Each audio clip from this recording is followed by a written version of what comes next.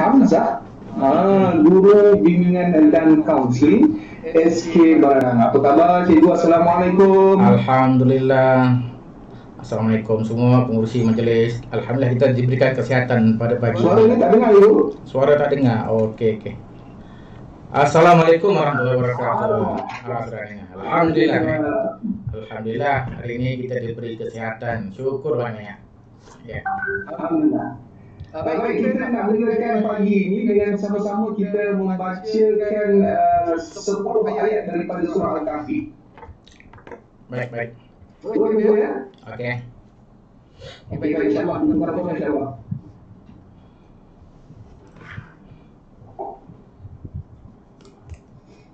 Saya serahkan kepada Syam tuan-tuan. Ustaz mengisi dulu ya untuk part ini.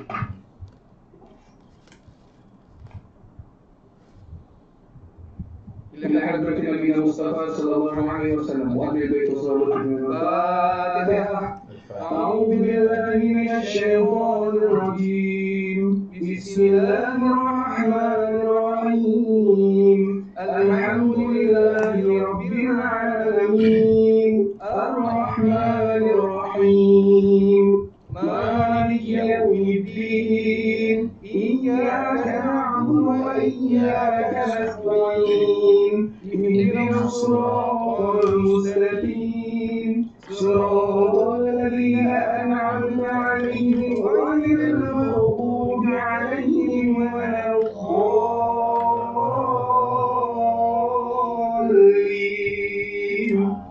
آمين. بسم الله الرحمن الرحيم. الحمد لله الذي أنزل على عبده الكتاب ولم يجعل له عوجا قيما لينذر بأسا شديدا من لدنه ويبشر المؤمنين الذين يعملون الصالحات أن لهم أجرا حسنا ماكثين فيه أبدا وينذر الذين قالوا اتخذ الله ولدا ما لهم به من علم ولا لآبائهم كبرت كلمة تخرج من أفواههم إن يقولون إلا كذبا فلعلك باخع نفسك على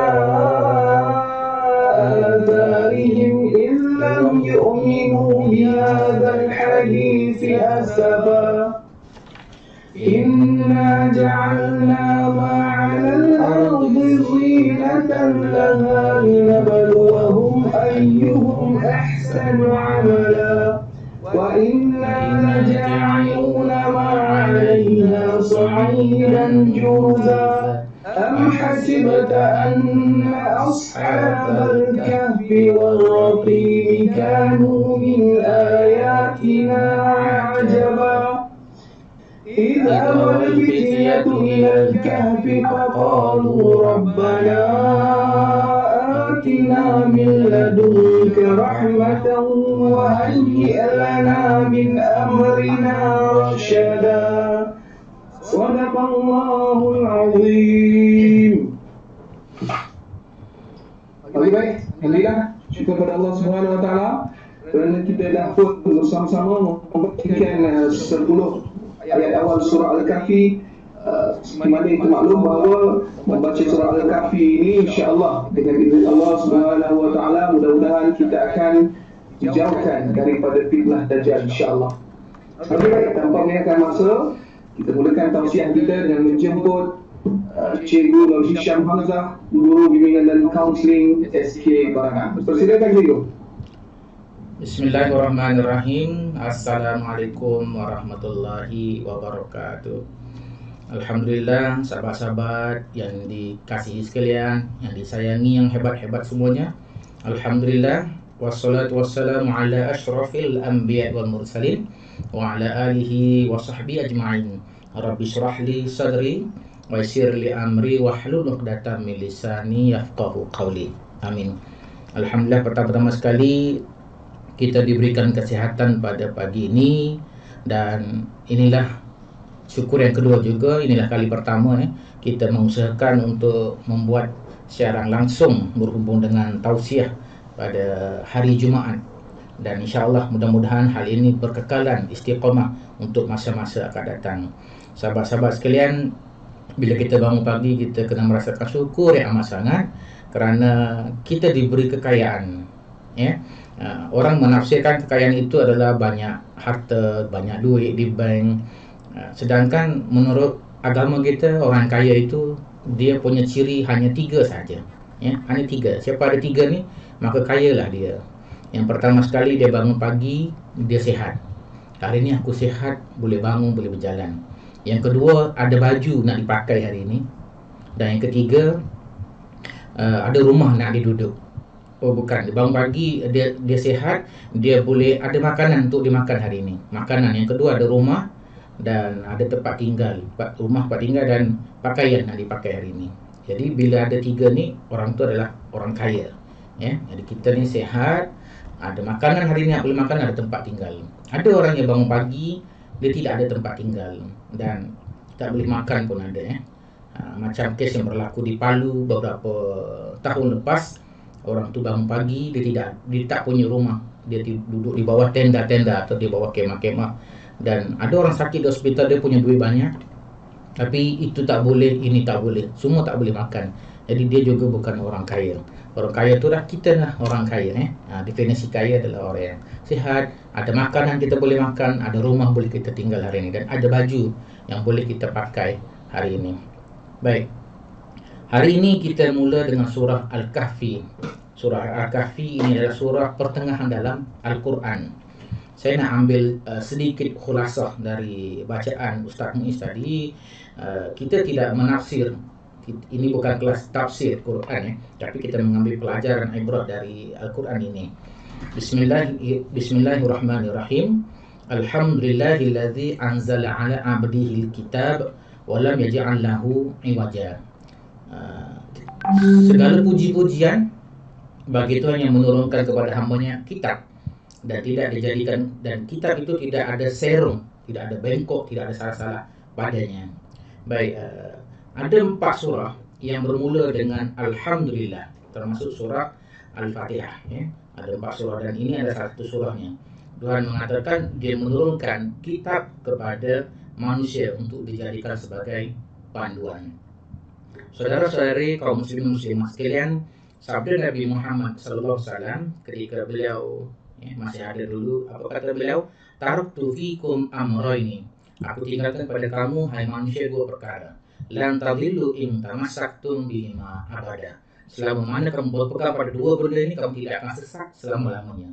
Kamu tidak akan sesat dalam kehidupan kamu, dalam membuat keputusan, dalam mencari idea, selama mana kamu ikut 2 ini, yaitu kitab wahia kitabullahi wa sunnata rasulih, yaitu kitab Allah dan sunnahnya Nabi Muhammad sallallahu alaihi wasallam. Jadi kitab Al-Quran ini yang diturunkan dari dulu sampai sekarang ini tidak mempunyai keraguan, tidak pernah berubah sampai kiamat. Saya pernah dulu pergi ke sebuah negeri di Yogyakarta, khususnya di Gunung Kidul, berjumpa dengan seorang pengetua sekolah. Jadi beliau memberikan ini kepada saya. Beliau kata, seandainya di bumi ini ada beribu-ribu kitab dan bumi ini didatangi api dan terbakar semua. Isi bumi ini termasuk semua kitab-kitab, termasuk Al-Quran terbakar. Tidak ada satu kitab yang boleh ditulis kembali sebiji sama dengan sebelumnya ini, melainkan kitab Al-Quran. Kalau ada novel dulu kita pernah baca, novel itu dah hilang, dah terbakar, dalam komputer pun hilang, kita nak saling semula sebiji sama, tidak akan berlaku kecuali kitab Al-Quran, karena dia dijaga. Jadi sebagai orang Islam dan kita sebagai guru kaunseling di sekolah juga, bila nak bagi bimbingan, bagi motivasi, bagi ceramah, bagi apa saja kepada anak murid ini, kita kena merujuk Al-Quran. Merujuk Al-Quran. Kalau kita merujuk selain Quran, asalkan dia tu seiring dengan Quran, itu masih okey. Tapi bila kita merujuk selain daripada Quran, bila dia bertentangan Quran, maka itu tidak diterima lagi.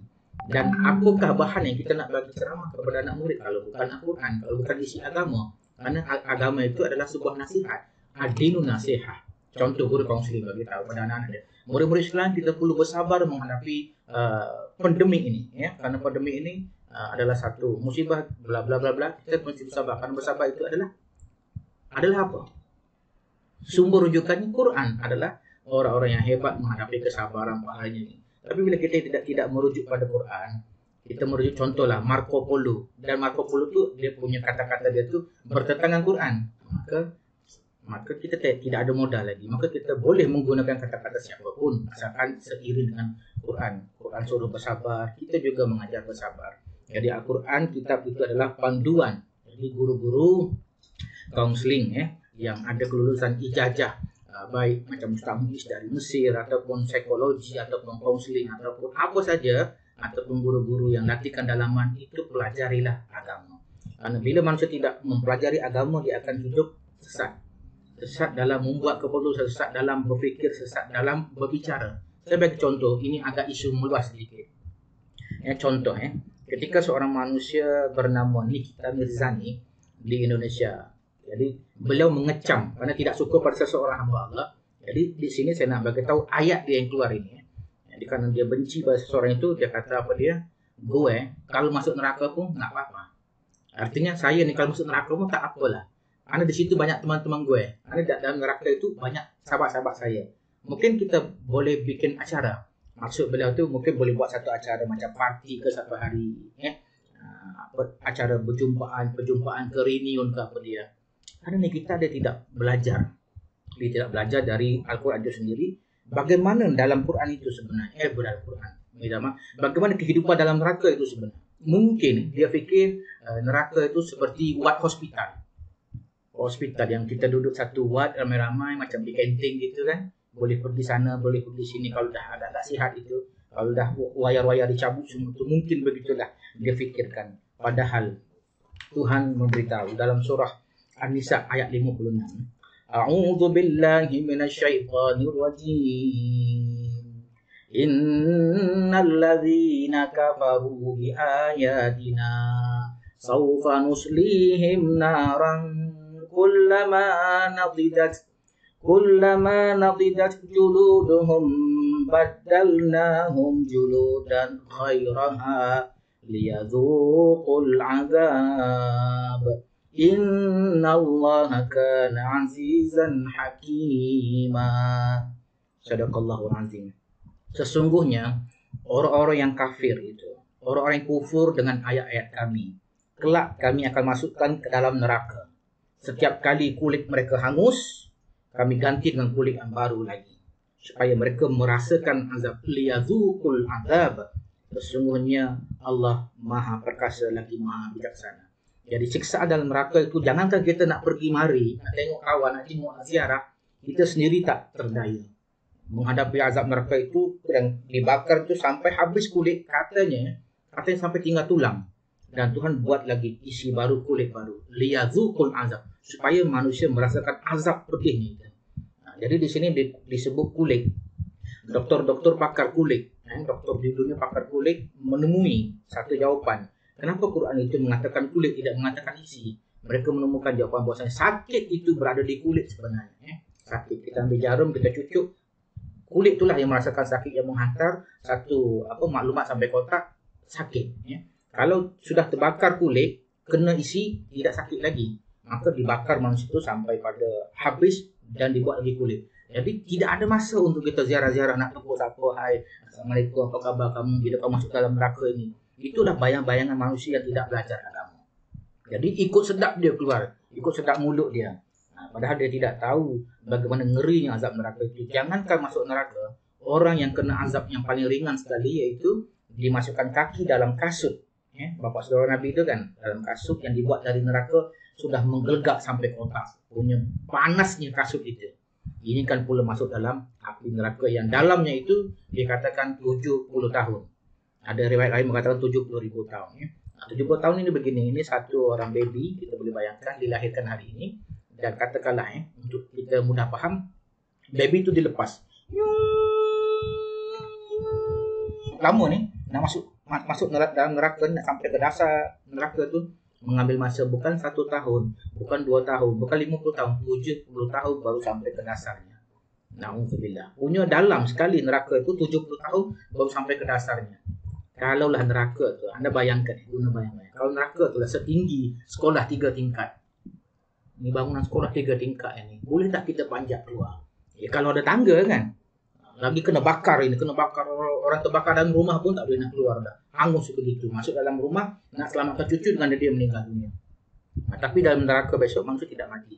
70 tahun baru sampai ke dasar neraka tu, punya dalam. Dalam neraka tu adanya gunung-gunung, 70,000 gunung. Dalam setiap dan ada 70,000 kampung dalam neraka tu. Satu kampung ada 70,000 buah rumah. Dalam sebuah rumah tu ada 70,000 ekor kala dan jengking yang sedang siap untuk menggigit manusia. Masya Allah. Jadi bila orang tidak belajar agama, tidak ada panduan hidup dia, tidak menjadikan Quran sebagai panduan dia, maka dia akan datang ke fikiran dia hal yang tak betul dan keluar dari mulut dia hal-hal yang tidak betul lagi. Maka kita sewajarnya sebagai orang Islam menjadikan Quran itu sebagai panduan sampailah akhir hayat kita, dan kita sampaikan ya. Balighu anni walau ayat. Sampaikan kepada siapapun yang kita temui walaupun satu ayat ya, supaya mereka itu berubah. Tidak mestinya kita seorang ustaz, tidak mesti kita seorang ulama untuk menyampaikan pesan-pesan ini. Ada satu orang sahabat saya kerja dia di sebuah kilang. Setiap kali dia keluar kilang dia jumpa dengan satu orang jaga. Ini bukan Melayu jaga, ini jaga tu mabuk gitu ya, selalu bergaduh-gaduh dengan isteri. Jadi dia sambil keluar kilang itu dia nasihat pada member ni lah ya. Dia bagi tahu kamu ni gini. 2-3 kali lah mabuk-mabuk jaga ni. Tahun ini member ni jumpa saya, dia bagi tahu yang dulu tu yang selalu mau mabuk tu dia bukan Islam, dia India, dan hari ini dia jumpa aku baru ni, dia kata apa, kamu ingat lagi saya tak? Tak ingat lah. Saya dulu kerja jaga, saya sekarang sudah Islam. Alhamdulillah, saya berkata mungkin sebab abang punya kata-kata dulu tu sedikit-sedikit masuk dalam kepala dia dan dia berubah menjadi orang yang baik. Saya sekarang sudah Islam. Saya tidak mabuk lagi, saya tidak minum arak lagi. Jadi sampaikan. Jangan nanti kita ada title ustaz, ustazah, cikgu pun lagi bagus. Jadi kalau kita jadi ustaz, kita sampaikan benda salah, itu ustaz salah cakap itu.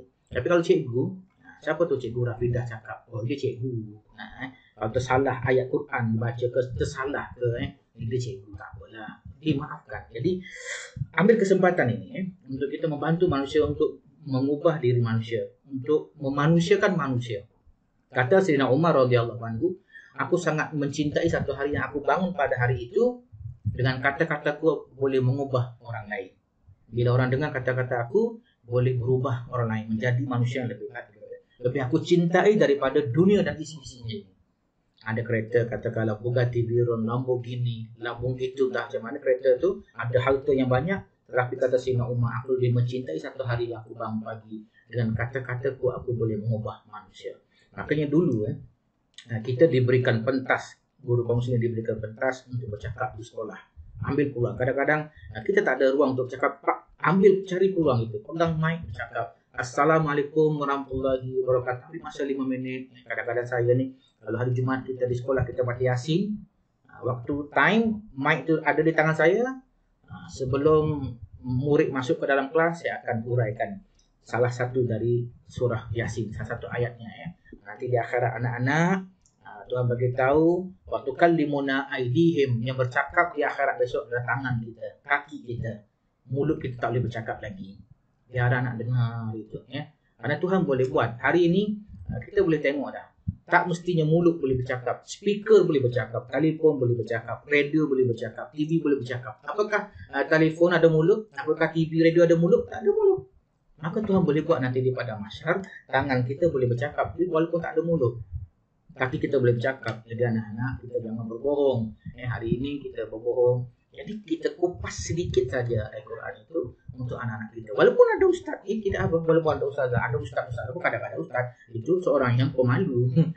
Mula-mula aku malu. Sekali kita naik, dia dengar kita. Akhirnya dia tak naik lagi. Dia tak mau naik lagi.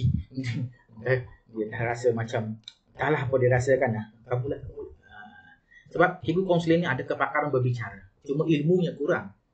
Bercakap pandai, ilmu tak ada. Jadi kita cari ilmu, kita sampaikan dengan bahasa yang sangat bagus, yang puitis, didengar oleh orang enak dan adem, kata orang Jawa ya. Adem itu sejuk didengar. Itulah makanan rohani. Oke, sedikit lagi saya sambung ya. Ayat yang seterusnya adalah bukan ayat yang kedua, saya ambil ayat terus yang ke ini ya, fal'allaka. Bukan ayat yang ke 7 ya. Inna ja'alna ma'alal ardi zinatan laha. Sesungguhnya kami jadikan atas bumi ini adalah zina, perhiasan.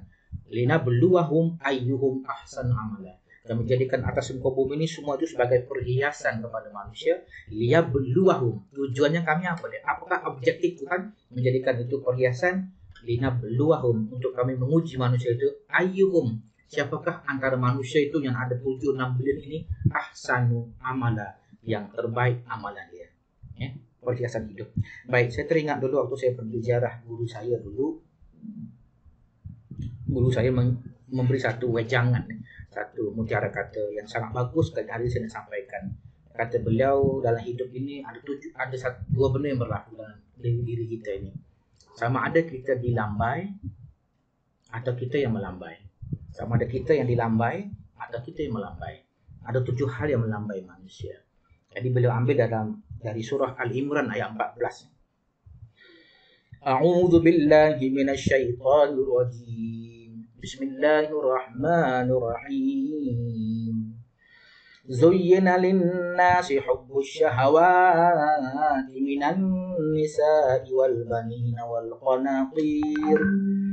qanatiril muqantarati minadh dhahabi wal والفضة والخيل المسومة والأنعام والحرث ذلك متاع الحياة الدنيا والله عنده حسن المآب. Sadaqallahul azim. Surah Al-Imran. Zuyyina linnas, sudah dihiaskan dalam diri manusia itu hubbus syahwat, suka kepada lawan jenis, minan nisa, suka dia ada syahwat, suka kepada lawan jenisnya. Kalau laki-laki suka pada perempuan, kalau perempuan suka pada laki-laki, itu sudah normal. Tapi kalau ada laki-laki suka pada laki-laki atau perempuan suka pada perempuan, bahkan tak suka pada laki-laki, itu termasuk dalam abnormal, dah tak normal lagi. Tapi kalau lelaki suka pada manusia, itu wajar. Tuhan sudah buat begitu. Sudah begitu kejadiannya. Minan nisa'i wal banin, suka pada lawan jenis dan suka kepada anak-anak. Wal qanatiril muqantarati, dan suka kepada harta yang berlipat. Suka pada duit. Siapa tak suka duit sini? Kat tangan. Suka duit banyak, tengok dulu ada duit dalam pay 500, lepas tu naik jadi 600, seronok tengok. Kemudian wal fiddah, suka pada perak. Kalau zaman dulu orang pakai perak, sekarang ni orang sibuk mencari emas. Emas murah, beli. Wal khayli, suka pada kenderaan, suka pada kereta, motor besar, kereta yang bagus. Kalau dulu kuda tunggangan zaman dulu, unta. Sekarang kenderaan sebagai kenderaan hari ini. Al-an'ami, binatang ternak, dan juga manusia itu suka pada binatang peliharaan. Wal harth, dan sawah ladang. Ada sawah, ada ladang, ada kebun, ada rumah sewa. Inilah 7 benda yang manusia cintai. Namun sampai satu masa nanti, ada saat ketikanya manusia pasti berpisah. Sama ada dia dahulu yang meninggalkan 7 ini, artinya dia meninggal, dia tinggalkan istri dia, tinggal anak-anak dia, tinggal harta dia, ataupun benda ini tinggal dia dahulu. Boleh berlaku juga begitu ya. Kita tengok di Palu dahulu, bila berlakunya tsunami, gempa yang sangat dahsyat di Palu, juga di Aceh, manusia hidup lagi, tapi yang itu pergi, harta dia pergi, kereta dia pergi, bahkan istri dia hilang, anak dia hilang, harta tidak ada lagi. Dia hidup sebatang kara seorang diri. Saya pernah bertemu dengan satu orang hamba Allah, waktu itu hari berlakunya tsunami, dan hari itulah yang mengubah hidup dia sampai hari ini. Dulu dia kata, saya tidak pernah solat. Waktu subuh, azan subuh di bumi ini, di darat, saya sudah berada di laut. Karena beliau ada kerjanya sebagai seorang nelayan. Orang azan subuh, saya sudah di laut. Saya tidak pernah solat. Tapi hari itu hari yang mengubah saya. Datang tsunami, saya tenggelam dalam air. Waktu itu beliau berada di darat ya, tenggelam dalam air di kampung Ulele. Air tsunami datang menerpa dan beliau tidak boleh keluar dari air. Ada satu kayu yang menyucuk ke tulang rusuk beliau. Beliau tak boleh keluar. Tak boleh keluar daripada air, tak boleh naik ke atas tu. Dan waktu itu beliau terdengar suara ibunya. Kata beliau, suara ibunya datang. Zikirna. Dia tidak menghiraukan suara apa itu dalam air begini. Sampai kali ketiga baru dah disebut La ilaha illallah. Ataupun sebut Allah, saya lupa ya. Waktu dia sebut begitulah, barulah kayu yang menutup dia itu terbuka dan naik atas. Dan hari ini dia masih hidup lagi, dia bertaubat, dia sembahyang, dia sudah menjadi hamba Allah, mengabdikan diri di masjid kampung Ulele. Ule itu kepala, le itu banyak. Di situ ada banyak kepala tu, banyak kepala air yang masuk ke situ. Jadi beliau salah satu contoh yang istrinya hilang, anaknya hilang, ya. Benda tu pergi dalam hidup kita ini. Baik sahabat-sahabat sekalian, untuk mengakhiri kita punya tausiah pada hari ini, anda boleh kutip lagi sekali lagi ya, surah Al-Imran ayat 14. Ada 7 benda yang melambai manusia ini, ya. Sama ada kita pergi dahulu tinggalkan 7 itu, atau benda itu yang pergi dahulu. Yang pergi dahulu sama ada 7 ataupun 1, 2 ataupun 3. Jadi sebelum tiba masanya kita berjumpa dengan Allah Ta'ala, mari kita persiapkan diri kita. Karena kita hidup ini hanya 3 kali 20. Ya, 3 kali 20. 20 tahun pertama, 20 tahun kedua, dan 20 tahun yang ketiga. Dan kita berada di 20 tahun yang keberapa sekarang? Kalau anda masih 20 tahun ke bawah, anda baru hidup 1/3.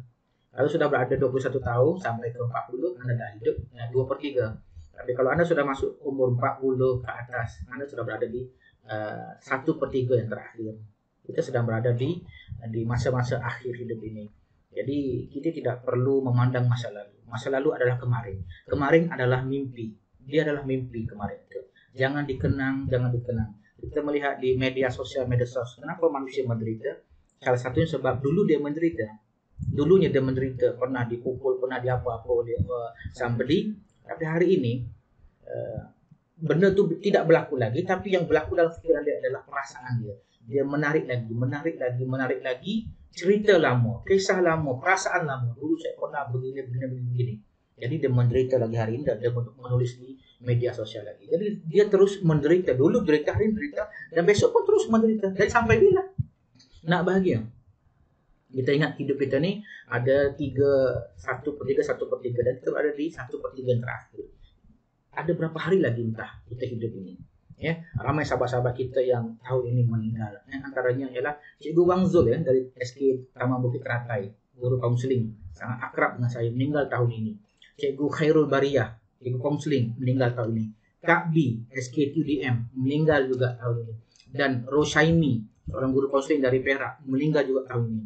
Dan mereka semua ini belum sempat kencing, usia-usia macam kita, bahaya, sakit, demam gitu sikit, dan meninggal semua, ya. Jadi kita berada di periode yang terakhir dalam hidup ini, kita perlu mencari bahagia. Lupakan kisah lalu yang menyakitkan hati kita. Diingat pun tidak membahagiakan kita. Walaupun diingat-ingat, menderita hidup kita, dan menderita orang sebelah kita. Masihkah kau ingat lagi dulu kau buat pada aku begini? Apa kita dapat? Nah, inilah manusia yang dipanggil melankolis. Ya, anda boleh cari apakah manusia melankolis. Melankolis adalah manusia yang penuh dengan perasaan, yang suka mengingati kisah-kisah lalu yang tidak baik. Kalau kita boleh ingat kisah lalu yang bagus, itu memberi manfaat. Saya dulu kan pernah gini. Anak-anak tahu tak, dulu kami pernah hidup susah di zaman Jepun, zaman ini. Kami walaupun begitu, itu bagus. Tapi bila kita seperti tadi, manusia yang seperti itu, dia menambah penderitaan dalam hidup dia. Jadi saya rasa sekian saja itu dulu Ustaz Muiz ya. Kita punya tausiah pada hari pertama ini, dan saya ucapkan terima kasih banyak-banyak ya atas kesediaan sahabat-sahabat semua yang baik hati menonton bersama. Mudah-mudahan dapat di-sharekan, dan kalau ada salah dan kurang saya tadi, saya mohon ampun dan maaf. Wabillahi taufiq wal hidayah. Assalamualaikum warahmatullahi wabarakatuh. Waalaikumsalam warahmatullahi wabarakatuh. Terima kasih kepada Cikgu Nur Insya-Allah, guru bimbingan dan kaunseling SK Sudi bersama-sama dengan kita pada hari ini. Semalam saya menjemput Cikgu Nur Syam.